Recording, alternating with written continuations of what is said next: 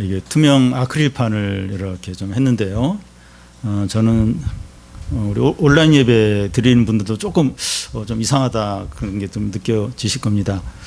저는 그 쇼윈도 안에 지금 있는 것 같고 창밖으로 이제 여러분들을 좀 바라보는 것 같아서 재밌기도 하고 좀 신기합니다. 참 장영아 집사님 수고해 주셨는데 감사를 드립니다. 코로나19가 시간이 지나면서 약해지는 것이 아니라 점점 더 기승을 부리고 있습니다. 전 세계적으로 그 매일 확진자가 20만 명 이상 발생을 하고 있습니다. 이 코로나에 더 추가해서 중국과 일본이 홍수로 참 많은 그런 피해를 보고 있는데 중국에는 폭우가 한 달 이상 이렇게 내려서 도시가 많이 이렇게 침수가 되고 일본도 이제 홍수가 또 이렇게 심하게 일어나서 사망자가 70명 이상 발생을 했습니다. 우리나라는 홍수 피해는 아직 크지 않지만 코로나로 인해서 피해와 고통들을 많이 느끼고 있습니다. 여행업과 항공업과 또 공연업계 또 자영업자들이 큰 고통을 겪고 있고 하고 나는 분들도 어려움을 많이 겪고 있습니다. 고3들은 입시 일정이 여러 번 변경이 되고 또 코로나로 인해서 대학 입시 전형이 이제 바뀌면서 큰 혼란을 겪고 있고 청년들의 취업은 다른 어느 때보다도 배나 더 어려움을 겪고 있습니다. 주부들은 이제 자녀들의 새끼 식사뿐만 아니라 공부까지 책임져야 되니까 너무나 많이 이제 지쳐가고 있습니다. 이런 어려움들 외에도 개인적으로 나이 드신 이제 부모님을 이제 모시는 그런 부분이나 또 진로 문제가 있고 또 신앙 때문에 불이익을 겪는 경우들도 있습니다. 우리가 이 코로나에 걸린 것도 아니고 또 홍수로 큰 피해를 입어서 이재민이 된 것도 아니지만 다 도움이 필요합니다. 정도의 차이는 있지만 너무나 힘들고 죽을 것 같고 누가 좀 도와줬으면 좋겠다 이런 생각이 듭니다. 그런데 이렇게 이제 모두가 이제 힘들어 해도 하나님을 찾는 자는 극히 일부입니다. 신자들이 이제 하나님을 찾는데 또 신자들 중에서도 참된 믿음을 가진 사람들만 하나님을 찾습니다. 시편 70편은 시편 40편의 한 부분입니다. 학자들은 시편 70편에 그 앞부분을 더 이렇게 추가해서 시편 40편이 나온 거다 이렇게 보기도 하고 또 다른 학자들은 시편 40편에서 일부를 떼어내서 시편 70편을 이렇게 만든 거다 이렇게 또 주장을 합니다. 시편 70편은 그 시편 그 40편의 13절에서 17절까지 그게 거의 이제 비슷합니다. 그러면 왜 이 시편 그 40편에 나오는 이 말씀을 따로 떼어서 시편 70편을 만든 것일까요? 이 시편 40편이 어떤 내용인가를 보면 그 시편 40편의 그 전반부를 보면 다윗이 큰 위기와 어려운 가운데서 자기를 구원해 주신 하나님을 찬양하고 감사하는 내용이 나오고 시편 40편의 그 후반부에는 현재의 어려움에 대해서 탄식하지만 과거에 베풀어 주신 구원을 기억을 하면서 확신 가운데 기도하는 내용입니다.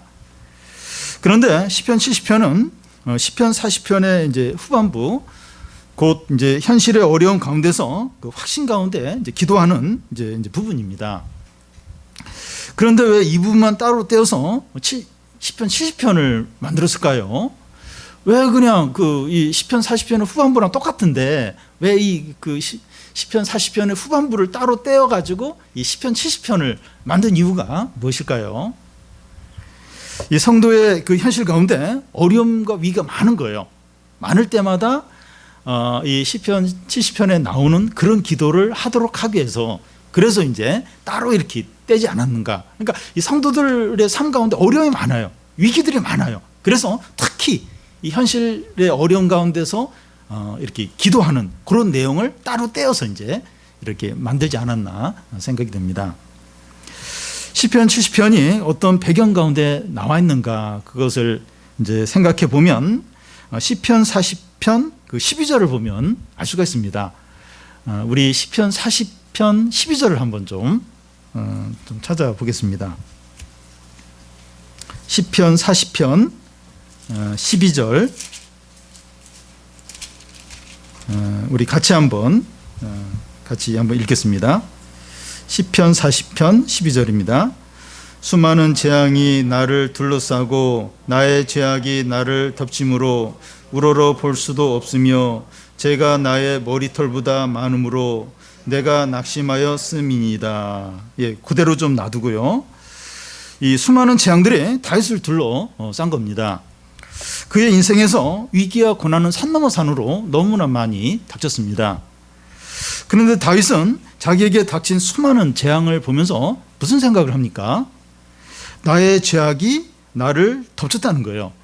죄가 나의 머리털보다 많다는 겁니다. 자기에게 닥친 수많은 재앙과 자기의 그 많은 죄하고 연결을 시키고 있습니다. 물론 모든 죄의 원인이 모든 어려움의 원인이 죄는 아닙니다. 그렇지만 다윗은 위기와 어려움을 겪으면서 자기의 죄들을 생각하고 있습니다. 그는 자기에게 닥친 어려움과 재앙에 대해서 얼마든지 원망을 하거나 다른 사람에게 책임을 돌리거나 하나님께 항의할 수 있었습니다.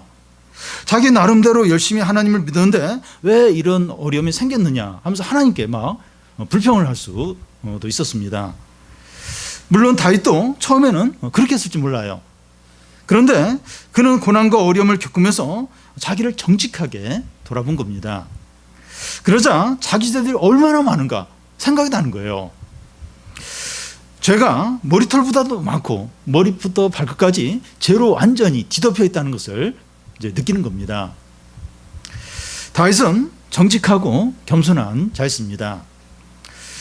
여러분, 우리가 이 겸손하고 정직한 자라면 우리도 어려움을 통해서 우리의 죄가 얼마나 많고 심각한가 깨닫게 될 겁니다.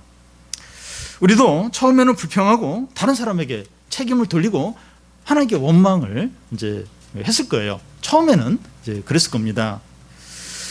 그런데 우리가 정직하게 겸손하게 우리 자신을 돌아보면 참 이게 내 죄가 이게 한두 개가 아니구나, 너무나 많구나, 심각하구나 하는 것을 깨닫게 됩니다. 우리가 신자라면 그렇게 돼요. 우리가 진짜 신자라면 이제 그렇게 된다는 거예요. 처음에는 막 원망하고 불평하고 낙심을 하지만 곰곰이 이제 이걸 좀 이렇게 생각해 보면 내 죄가 얼마나 많은가, 심각한가 하는 것을 이제 느끼게 됩니다.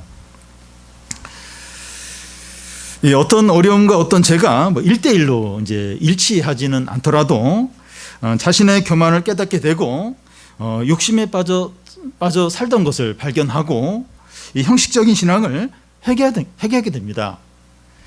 그동안 자신이 냉랭하고 게으르고 참 마음이 이렇게 멀어져 있었다, 하나님도 멀어져 있었다, 이런 걸 깨닫고 돌이키게 되죠.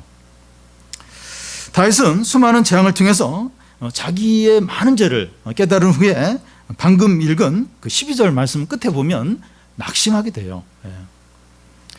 여기 낙심한다고 하는 것은 좌절한다는 의미가 아니라 너무 힘들어하고 고통스러워하는 것을 의미합니다. 다윗은 수많은 재앙보다도 자기 죄 때문에 더 힘들어하고 고통스러워했습니다. 성도가 그래요. 성도가. 그러니까 처음에는 어려움 때문에 막 힘들어요. 근데 그 어려움을 통해서 자기의 불신앙과 교만을 깨닫고 나서 이제 그것 때문에 더 힘들어요. 내가 얼마나 교만했는가, 얼마나 내가 참 욕심으로 살았는가, 이걸 생각하면 너무 괴로운 거예요. 자신의 죄와 허물로 인해서 더 이제 고통스러워하는 게 이제 성도입니다. 그런데 자기 죄 때문에 힘들어하는 것은 이제 믿음 안에서 힘들어하는 거기 때문에 소망이 돼요. 그러니까 어려움 때문에 힘들어하는 건 어떤 면에서 그냥 이렇게 절망이 이제 전부일 수 있는데, 자신의 죄 때문에 이제 힘들어하는 건 소망이 돼요. 소망이 됩니다. 다윗이 낙심이 이제 좌절이 아니라 이제 소망이라는 것을 이제 바로 알 수 있는 것은 그가 바로 이제 이어서 기도하는 걸 보면 알 수가 있습니다. 그 기도가 이제 70편 1절인데 70편으로 다시 이제 돌아오면 되는데요. 70편 그 1절을 보면 우리 같이 한번 읽겠습니다. 하나님이여 나를 건지소서, 여호와여 속히 나를 도우소서.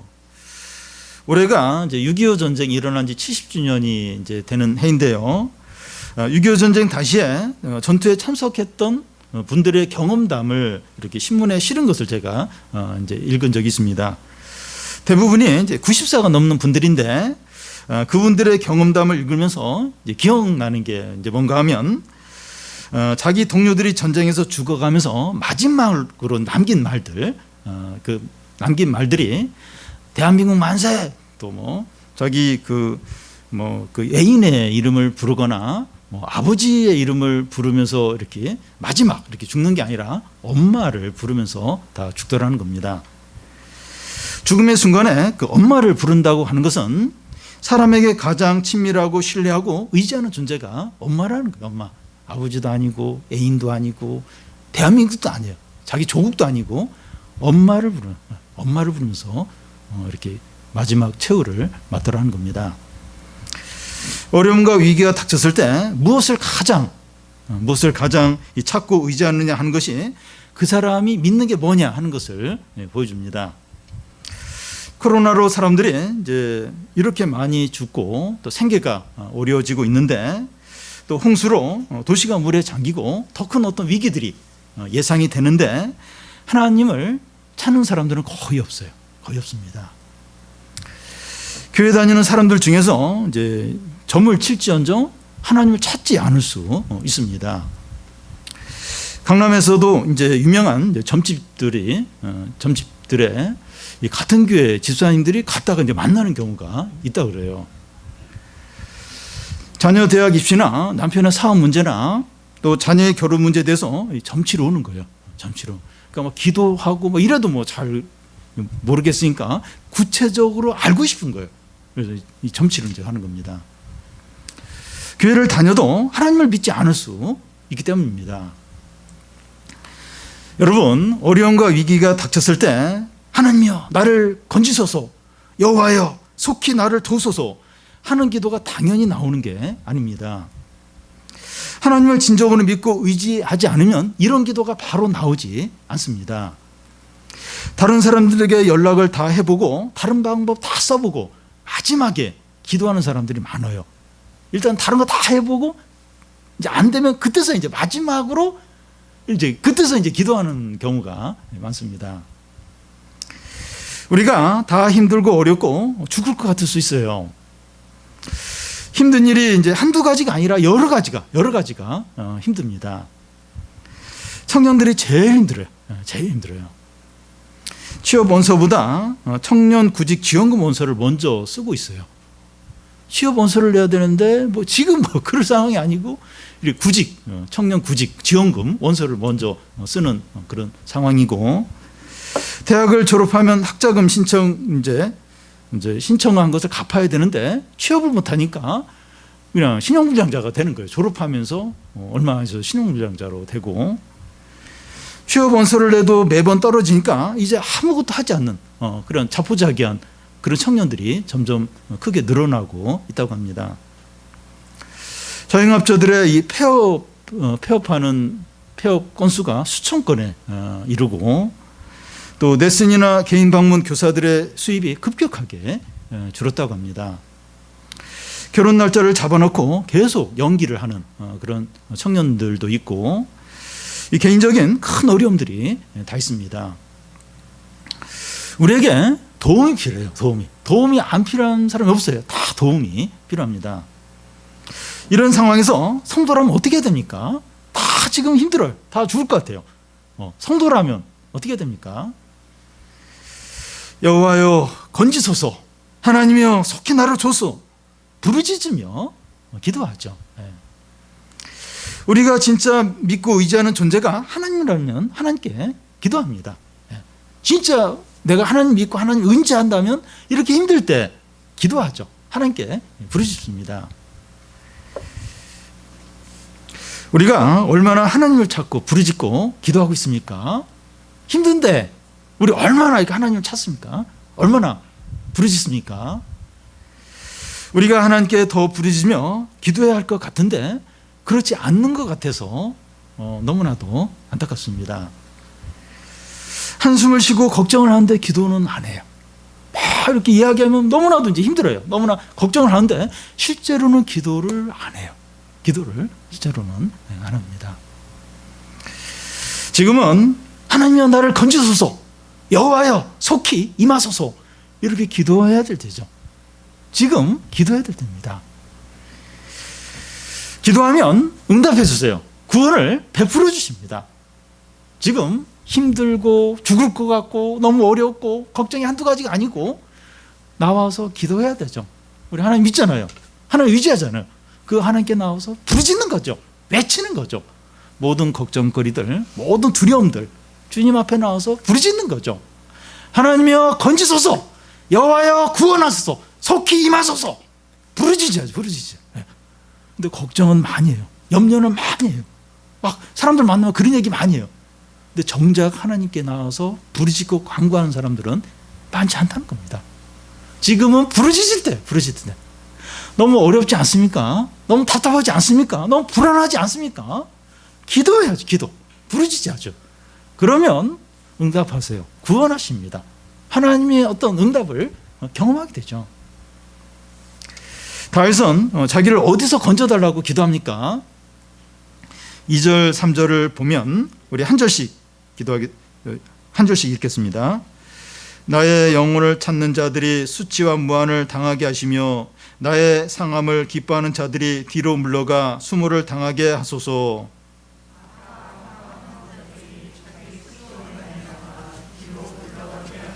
네, 이 다윗을 대적하는 세 종류의 사람들이 나오는데 다윗의 영혼을 찾는 자, 또 다윗의 상함을 기뻐하는 자, 하면서 조롱하는 자가 나옵니다. 다윗을 대적하는 자들이 이렇게 세 종류가 있다는 것이 아니라 다윗을 대적하는 모든 사람들이 이런 식으로 이제 다윗에게 타는 겁니다. 다윗을 13년간 죽이려고 쫓아다니던 사울 왕과 또 사울에게 속한 베냐민 지파 사람들과 또 반역을 한 아들 이제 압살롬과 또 골리앗과 그의 수많은 대적자들이 다윗에게 다 이렇게 이제 한 겁니다. 역사적으로 이 성도들과 교회에 대한 이 세상의 박해가 항상 있었습니다. 노마 시대에도 있었는데 기원후 3세기 후반에 이 야만족들이 그 노마 영토에 쳐들어와서 약탈하고 사람들을 잡아가는 일이 자주 있었습니다. 그래서 사람들이 이방 신전에 대대적으로 몰려와서 막 제사를 드리고 막 기도를 해요. 그런 일이 없다가 막 그때 막 이렇게 막 계속 야만족들이 침입을 하니까 막 너무 두려워하면서 막 이제 막 신전에 나와서 기도를 이제 드렸습니다. 그런데 이 기독교인들은 그런 제사에 또 기도에 참여를 안 하는 겁니다. 노마 황제나 관리들은 기독교인들이 노마 제국에 유익되지 않는다, 노마 사회를 분열시킨다 이렇게 보고 이제 기독교인들을 박해를 했어요. 동참하지 않는 그런 걸 보면서 너무 위험하면서 이제 박해를 했습니다. 현대에도 이 세상 나라가 성도들과 이 교회를 이제 박해를 하는데 이슬람 국가와 또 중국이나 이제 북한은 말할 것도 없고 이 한국 정부도 그런 태도를 취하는 것이 이렇게 좀 느껴집니다.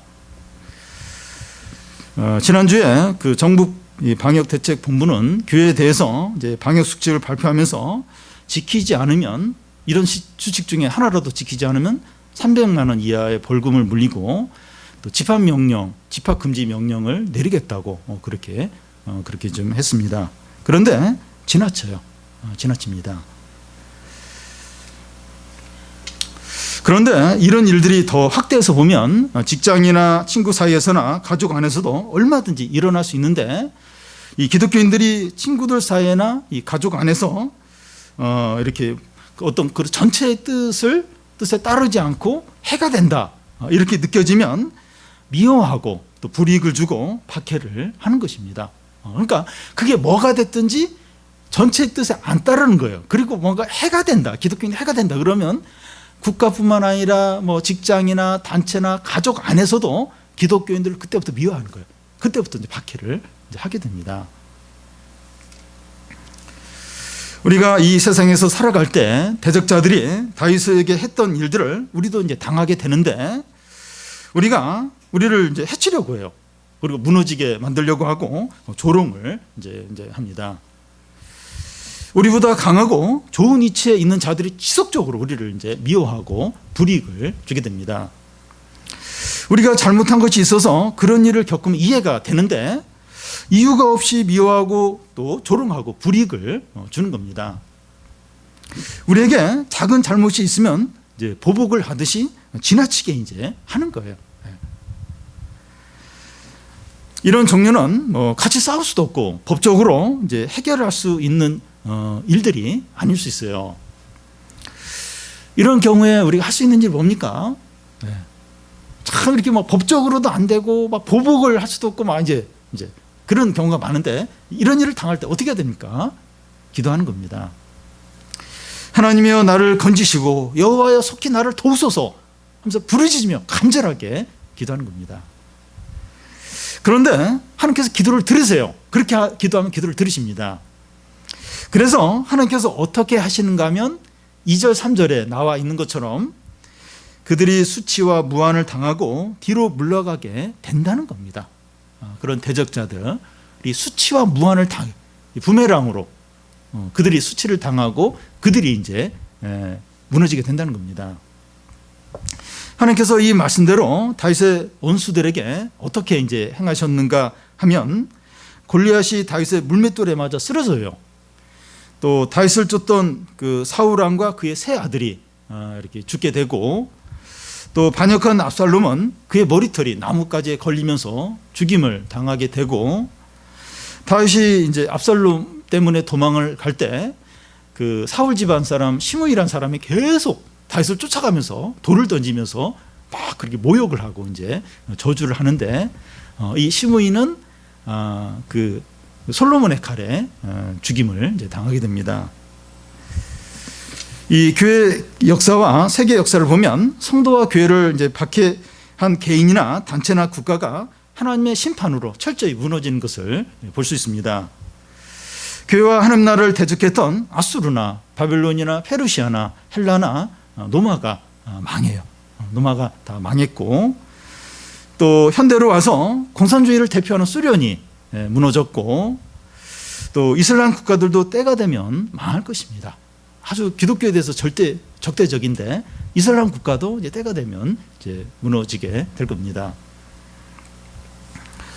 하나님께서 이 성도들이 받았던 수치를 대적자들에게 그대로 갚아주시고 멸하십니다. 그러니까 그 참 이렇게 이런 신앙적인 이런 걸로 막 이렇게 미움받고 조롱을 받을 때 너무 힘들어요. 이걸 뭐 어떻게 할 수도 없고. 근데 이게 세계 역사, 교회 역사를 보면 그 교회와 성도들을 박해하고 조롱하고 대적했던 뭐 개인이나 단체나 국가는 반드시 망합니다. 반드시. 하나님 반드시 거기에 심판을 하십니다. 아직 안 망한 그런 단체나 개인이나 국가가 있으면 때가 되면 반드시 심판을 받아요. 그게 하나님의 어떤 뜻입니다. 하나님의 그런 하나님의 다스림이죠. 그래서 성도와 교회에 대해서 잘못한 것이 없는데 세상이 비난하고 조롱하고 지나치게 이렇게 함부로 대할 때 낙심하거나 두려워하거나 분노하지 않아야 됩니다. 분노가 막 생길 수 있어요. 근데 분노하지 않는 거예요. 낙심하거나 두려워하지 않는 겁니다. 대신에 확신과 담대함과 믿음으로 끝까지 인내하는 거예요. 끝까지 이제 인내하는 겁니다. 우리가 원수를 갚으려고 하지 말고 하나님께 다 맡기는 거예요. 하나님이 다 갚으십니다. 다 심판해요. 그래서 우리가 막 복수하려고 하지 않고 하나님께 다 맡기고 소망 가운데 기도하며 믿음을 지키면서 계속해서 이 믿음의 길을 이제 가는 거죠. 그러면 이 하나님을 찾는 자는 어떻게 됩니까? 하나님을 찾는 자, 이렇게 인내하면서 하나님을 찾는 자는 어떻게 됩니까? 4절을 우리 같이 한번 읽겠습니다. 주를 찾는 모든 자들이 주로 말미암아 기뻐하고 즐거워하게 하시며 주의 구원을 사랑하는 자들이 항상 말하기를 하나님은 위대하시다 하게 하소서. 그 앞에 2절에서 보면 이 다윗의 영혼을 찾는 자는 수치를 당해요. 근데 4절에 이 주를 찾는 모든 자들은 주로 말미암아 기뻐하고 즐거워한다는 겁니다. 어렵고 힘들고 유혹이 올 때 이 주님을 찾는 것이 쉽지가 않아요. 쉽지가 않습니다. 이 편해 보이고 안전해 보이고 행복하게 해줄 것 같고 대박을 터뜨릴 것 같은 그런 선택이 있는데 이 믿음으로 선택을 한다는 게 쉽지 않아요. 편해 보이고 대박을 터뜨릴 것 같은 그런 어떤 기회가 있어요. 선택의 어떤 기회가 있는데 그때 이렇게 주님의 뜻대로 이렇게 믿음으로 한다는 게 절대 쉽지가 않습니다. 이 자녀 교육 문제에 있어서 마음을 사로잡는 그런 이제 방법이 있고 또 청년들의 진로에서 성공이 보장된 그런 길이 보여요. 길이 보이고 또 아파트를 이렇게 팔고 저렇게 이렇게 사고 저렇게 팔고 이렇게 대출받고 또 이렇게 하면 몇 억을 벌 수 있는 기회가 있어요. 지금 너무 좋은 이제 기회가 막 보이고 또 매력적으로 끌리는 그 이성을 사귈 수 있는 그런 기회가 있을 때 하나님 뜻대로 한다는 게 쉽지가 않아요. 이 기회 놓치면 다시는 기회가 안 올 것 같아요. 그럴 때 이제 하나님 뜻대로 이렇게 선택을 하는 게 쉽지가 않습니다. 그런데 눈에 보이게 좋고 또 마음에 또 끌리고 또 많은 사람들이 추구하는 이런 것이 아니라 하나님 뜻대로 구할 때 절대로 실망하지 않는다는 거예요. 보기에 좋고 마음에 끌리고 이런 걸 선택하는 것이 아니라 이렇게 하나님이 기뻐하는 이렇게 하나님 뜻대로 선택을 할 때 절대로 실망하지 않는다는 겁니다. 그 선택에 대해서 하나님이 책임져 주신다는 거예요. 그 믿음으로 그 어리석고 바보 같고 손해 보는 것 같은 그런 선택에 대해서 하나님 책임. 그래서 기뻐하고 즐거움을 누린다는 겁니다. 그래서 언제나 어떤 상황에서나 주를 찾는 자는 주로 말미암아 기뻐하고 즐거움을 얻는다는 겁니다. 우리 생각에는 좋은 어떤 성공의 기회나 돈이나 또 출세나 이런 걸 막 딱 잡아야 이렇게 즐겁고 행복할 것 같은데 아니라 주를 찾는 자는 주로 말미암아 기쁘고 즐거워한다는 겁니다. 그래서 이렇게 여러 어떤 상황들 어떤 선택의 기회가 있을 때 주님을 찾으라 주님 뜻대로 하라는 겁니다.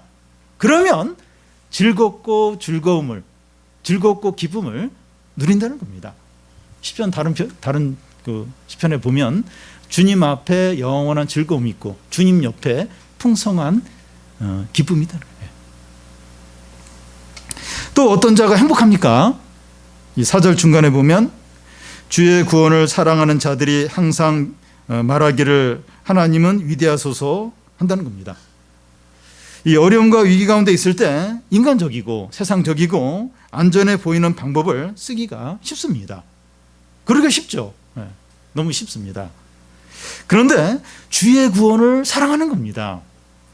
주의 구원을 사랑하는 자들은 하나님은 위대하소서 하고 항상 외치게 된다는 거예요. 그러니까 어렵고 힘들고 유혹이 올 때 이렇게 주님의 구원을 의지한다는 게 쉽지가 않아요. 근데 주의 구원을 의지하는 자는 하나님은 위대하소서 이렇게 항상 외치게 된다는 겁니다. 이게 무슨 말인가 하면 하나님께서 그가 믿음으로 인내하고 드린 기도에 응답을 하시고 승리를 주시는 것을 통해서 하나님의 위대하심을 깨닫게 된다는 겁니다. 하나님은 자신을 찾고 의지하는 자에게 하나님 자신의 영광과 능력과 광대하심을 보여주십니다. 하나님은 꼭 그래요. 자기를 찾는 자에게 자신의 광대함, 자신의 능력, 자신의 영광을 보여주십니다. 그런 자에게 딱 자신을 나타내십니다.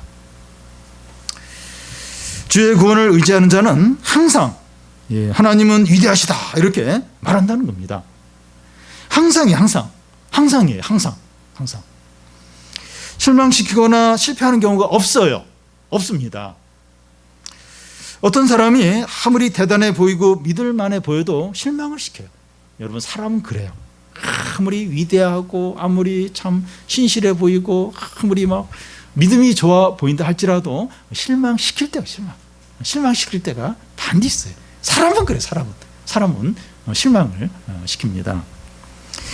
그런데 주님을 신뢰하는 사람은 결코 실망하지 않습니다. 물론 어느 순간이나 일정 기간 동안에는 하나님께서 실망시키는 것처럼 보일 수 있지만 하나님은 절대로 신실하시고 또 진실하시고 영원하시죠. 영원하십니다. 주의 구원을 의지하면서 의심하거나 낙심하거나 두려워하지 마십시오. 주님의 구원을 의지하면서 막 두려워하거나 의심하거나 그렇게 하지 마. 사람을 이렇게 의지하면서는 두려워해야 돼요. 걱정을 해야 돼요. 그런데 주님의 구원을 의지하면서 절대로 의심하거나 낙심하거나 두려워하지 않아야 됩니다. 주의 구원을 사랑하는 자는 항상 하나님 위대하시다라는 고백을 하게 된다는 거예요. 항상 이렇게 항상 이렇게. 예. 주의 구원을 사랑하는 사람, 의지하는 사람은 주님은 위대하시다 이런 고백을 항상 하게 된다는 거예요. 확신과 담대함으로 주님을 신뢰하고 의지하시기 바라요. 확신과 담대함으로 이렇게 어려울 때 자꾸 이렇게 눈에 보이는 걸 자꾸 바라보게 돼. 자꾸 사람 또 이렇게 뭐 이렇게 어떤 이렇게 돈이나 재산이나 자꾸 뭐 이렇게 눈에 보이는 거. 근데 하나님의 구원을 사랑하는 거예요. 의지하는 거예요. 이런 사람은 하나님은 위대하시다. 이런 그 고백을 항상 이렇게 외치게 한다는 겁니다. 물론 이제 좀 이렇게 어느 상황 또 어느 기간 동안에는 좀 이렇게 막 힘들고 막 이렇게 두렵고 그럴 때가 있어요. 사실 그럴 때 있어요. 근데 결국은 하나님 위대하시다. 하나님은 능력이 많으시다. 그렇게 외치게 고백하게 항상 그렇게 하신다는 거예요. 다윗이 항상 기쁘고 그 하나님의 위대하심을 이렇게 외치는 비결이 뭡니까? 비결이 있어요. 비결이 뭡니까? 5절을 우리 같이 한번 읽겠습니다. 나는 가난하고 궁핍하오니 하나님이여 속히 내게 임하소서. 주는 나의 도움이시오 나를 건지시는 이시오 여호와여 지체하지 마소서. 다윗은 현재 자신을 나는 가난하고 궁핍하다고 고백합니다. 그는 사울 왕에게 쫓길 때는 가난하고 궁핍했어요. 위기와 어려움들이 이제 많았기 때문에 실제로 가난하고 궁핍했습니다.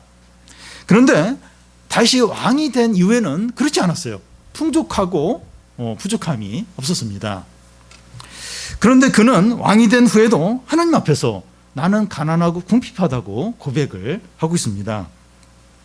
하나님 앞에서 많은 재산이나 왕의 보좌나 또 왕궁이 아무것도 아니고 쓰레기에 불과하다는 겁니다.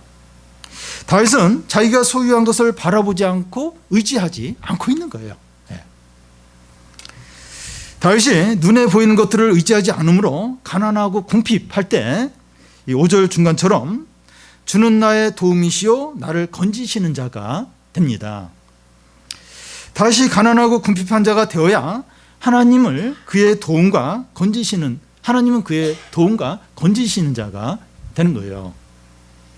그렇지 않고 그가 부유하고 풍족한 자가 되면 하나님은 그에게 필요 없는 존재가 되어버리는 겁니다.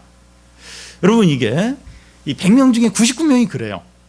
그러니까 자기가 풍족하고 부족함이 없으면 그 하나님이 별로 도움이 안 돼. 하나님 별로 의지 안 하게 돼요.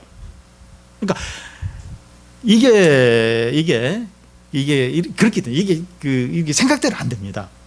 자기가 가난하고 궁핍하다 이게 느껴야 하나님을 바라보게 되고 하나님의 도움을 의지하게 됩니다.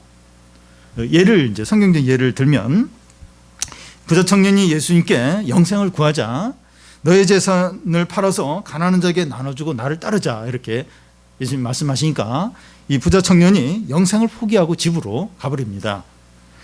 그래서 예수께서 부자가 천국에 들어가기가 얼마나 어려운지 낙타가 바늘길로 통과하는 것보다 더 어렵다고 하셨습니다.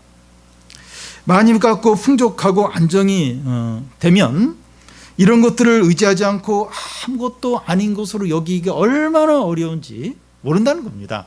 없으면 모르는데 풍족해요 많은데 이걸 아무것도 아닌 것으로 여기고 오직 이제 하나님만 의지하기가 얼마나 어려운지 모른다는 겁니다.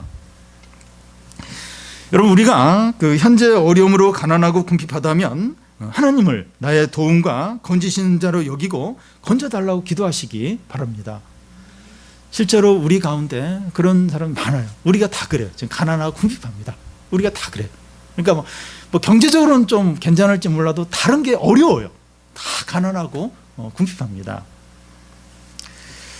아무것도 없으면 그 하나님만 전심으로 의지하기가 쉽습니다.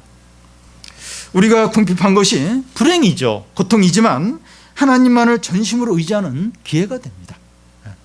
이 궁핍하고 가난하고 약한 게 이게 참 고통이에요. 힘든 일이지만 이 하나님을 도움으로, 하나님을 건지심으로 전적으로 의지하는 기회가 된다는 겁니다. 그래서 참 이게 어떤 면에서 영적으로 공평해요.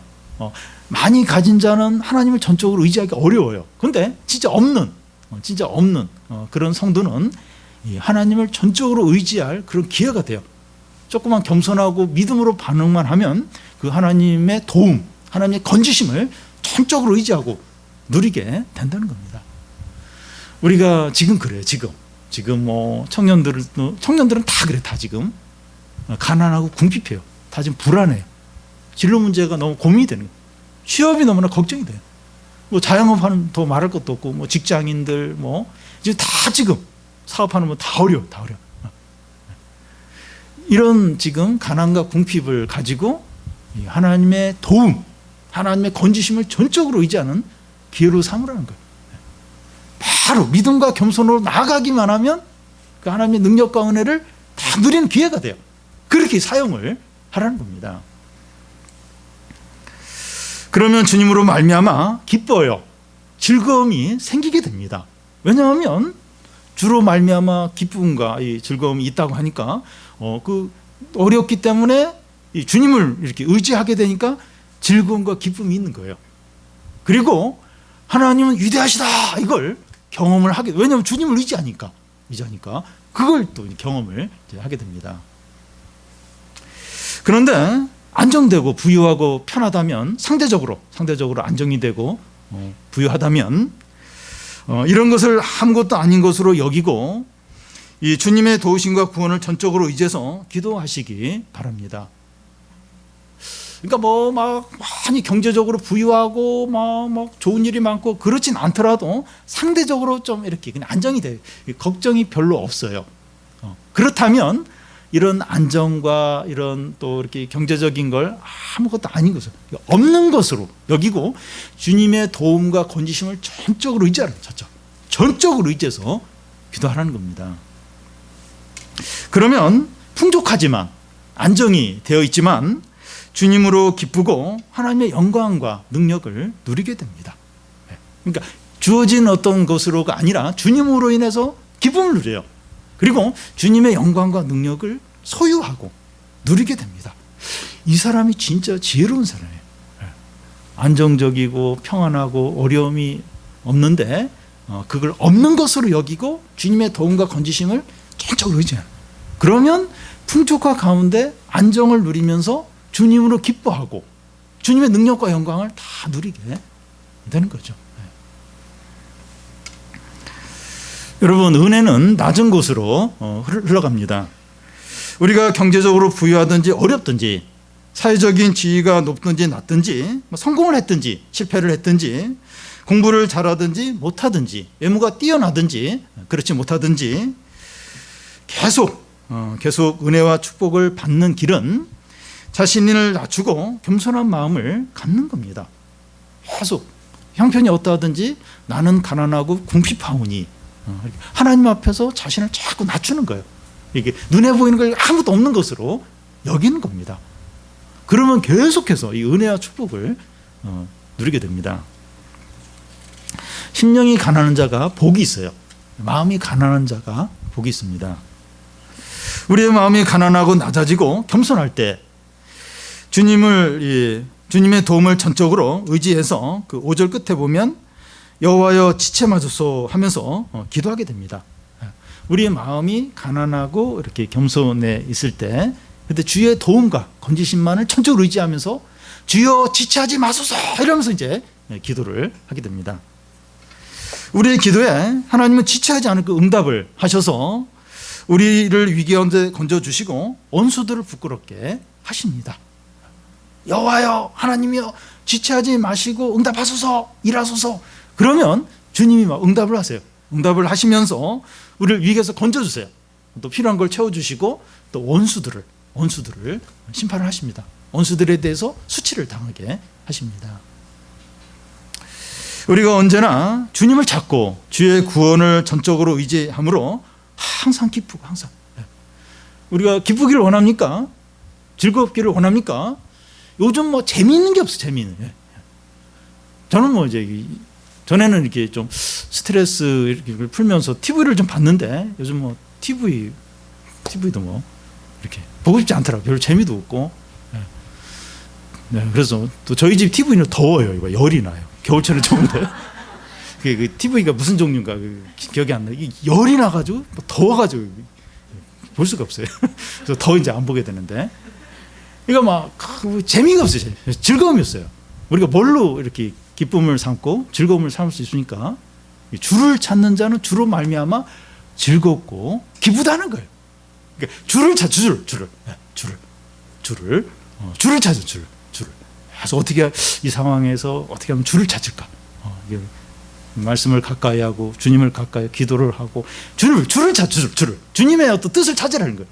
그러면 기쁘고 즐겁다는 겁니다. 즐겁다는 거예요. 그리고 위기와 어려움과 좀 힘들어요. 죽을 것 같아요. 어려움이 한두 가지 아니에요. 그럴 때 주님의 구원을 의지하는 거예요. 주님의 구원을 사랑하는 거예요. 눈에 보이는 것 어떤 거 붙들지 않고. 그러면 하나님의 위대하다. 하나님 위대하다 이렇게 항상 외치게 된다는 하나님의 위대하심을 보여준다는 겁니다. 우리 모든 성도들이 그 어려움과 위기 가운데서 주의 구원을 사랑하고 의지해서 하나님의 위대하심을 항상 외치고 증거하는 성도들이 다 되시기를 바랍니다.